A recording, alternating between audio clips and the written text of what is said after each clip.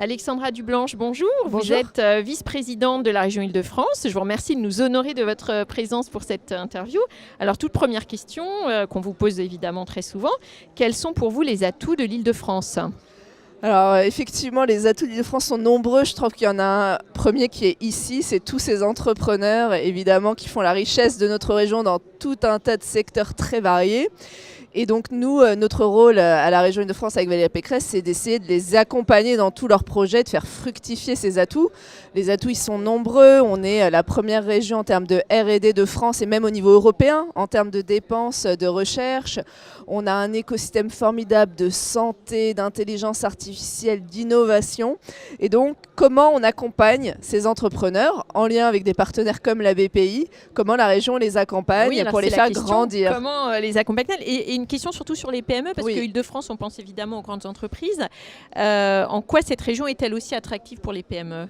Mais les PME, il y a beaucoup de talent dans cette région. On a 25% des étudiants français et donc on crée, on fait grandir des écosystèmes soit thématiques, soit pour régler des certains problèmes. Je pense par exemple, on est en train de travailler sur l'intelligence artificielle en mettant en lien des startups justement et des grands groupes. C'est aussi un rôle de la région.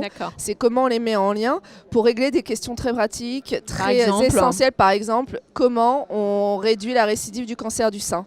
Donc, par exemple, des grands instituts de recherche sur le cancer comme l'Institut Gustave Roussy vont mettre à disposition de la donnée, de la data, et des PME, des startups vont candidater.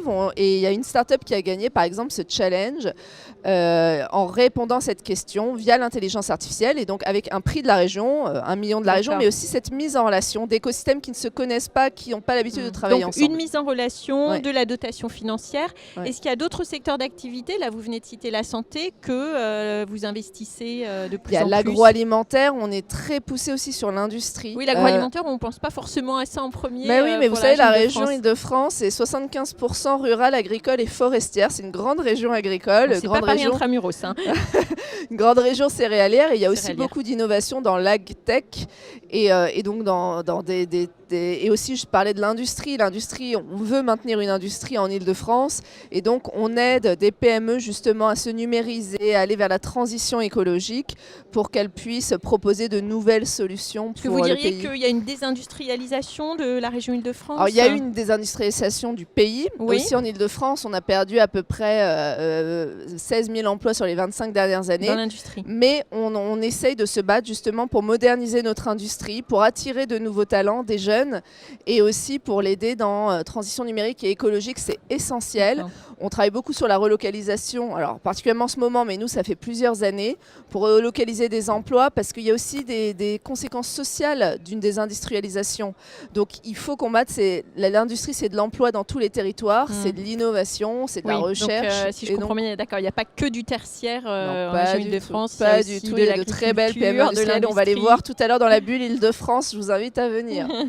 Et alors, à échéance de 2 ans, quels sont les prochains défis qui attendent l'Île-de-France? S'il faut en citer 2, par exemple. Oui, on a été la région la plus touchée par la crise parce qu'on est une région très ouverte sur le tourisme. Voilà, exactement. Le tourisme, notamment l'international. Donc, c'est remonter, c'est relancer notre économie. C'est effectivement aider les PME à aller vers l'international à nouveau. Donc on a créé avec la BPI, par exemple, un accélérateur international. Et donc ça, ce sont de très gros enjeux. Tourisme et développement international. Merci beaucoup. Merci à vous.